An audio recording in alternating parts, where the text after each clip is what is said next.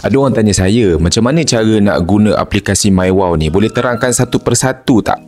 Okay, jom, let's go. Kalau anda buka apps MyWow ni, anda akan tengok pertama sekali dia akan tunjuk usage. Usage ni adalah bahagian penggunaan kita lah. Dekat atas tu dia akan tunjuk nombor telefon kita dengan ID. Kemudian yang tu dia tunjuk credit balance dan dia akan tunjuk status kita sama ada aktif ataupun kalau dah lama tak top up, dia akan tulis pending lah. Kat situ dia tulis button reload now tu adalah button kalau kita nak top up nombor kita. Dan subscribe now tu bila kita dah top up, dah isi kredit, kita nak langgan pelan data internet pula, kita kena tekan subscribe now dan pilihlah pelan data apa yang kita nak. Dan kita pergi ke bahagian member pula. Bahagian ni adalah untuk kita lihat siapa orang yang kita dah daftarkan, berapa pendapatan kita dan sebagainya. Ini khas untuk kalau kita buat bisnes lah. Kalau kita tengok dekat atas tu, dia ada tunjuk Lite, Pro dan Biz. Kalau kita ajak orang lain guna singkat ToneWow, iaitu singkat Lite, dia akan tunjuk lah nombor 1 dekat situ. Lagi ramai kita daftarkan, lagi banyak. Kalau kita daftar singkat Pro, dia akan tunjuk dekat situ. Daftar singkat Biz, dia akan tunjuk dekat situ. Dan fast track tu adalah jumlah bayaran yang kita akan dapat. Sebab setiap singkat Lite, Pro dan Biz ni, bayaran bonus fast track yang kita dapat tu berbeza-beza. Jadi dia tunjukkan total dekat situ dan kita boleh klik tengok bila dia akan bayar lah. Kalau kita tengok dekat bawah tu, dia ada tulis data takaful percuma. Kita boleh semak berapa jumlah takaful kita. Kalau tak ada coverage kat situ, kita boleh klik buy untuk beli takaful.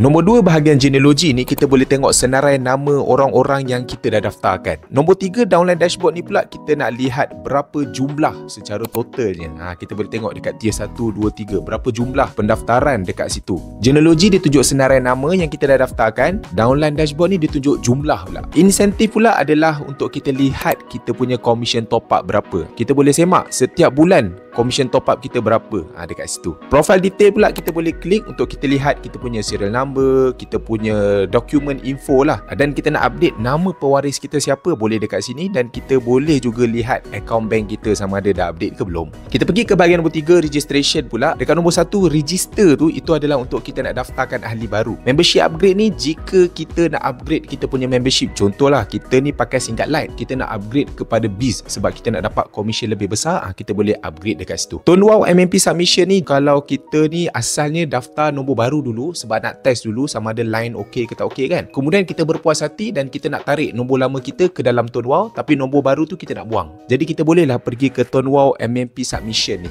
untuk buat proses tersebut. Check MMP status ni, jika kita daftarkan pelanggan dan pelanggan tu kekal nombor lama, kita boleh semak dia punya status proses kekal nombor lama tu dah berjaya ke belum. Upgrade ataupun check SIM ni, ini adalah jika kita dah beli SIM card extra, kita beli Lite 10 keping. Tiba-tiba bila kita dah cerita dekat kawan kita dia nak pakai SIM card Biz. Jadi kita boleh je upgrade SIM card Lite kita tu kepada Biz, kemudian baru kita daftarkan dia. Kita pergi ke bahagian yang nombor 4, iaitu Wowlet. Ini ibarat ni macam e-wallet aplikasi MyWow. Jadi nama pun e-wallet, kita kena isi duit dululah dalam tu. Jadi kita boleh klik dekat Wowlet top up untuk kita nak isi duit dalam e-wallet kita ni. Seterusnya, duit dalam e-wallet kita ni kita boleh transfer kepada ahli-ahli ToneWow yang lain dengan klik transfer to third party.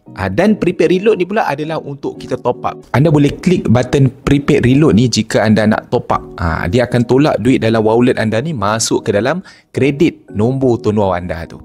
Jika anda nak set pula duit dalam wallet anda tu, dia tolak setiap bulan untuk masuk ke dalam kredit. Anda boleh klik dekat button auto prepaid reload. Anda boleh setting dekat situ. Data takaful percuma tu macam biasa untuk anda nak semak takaful ataupun anda nak beli takaful. Premium VIP number tu jika anda nak beli nombor cantik. Contoh anda ada customer tu dia kata dia nak nombor 88880000 kan. Jadi boleh beli dekat situ untuk VIP number.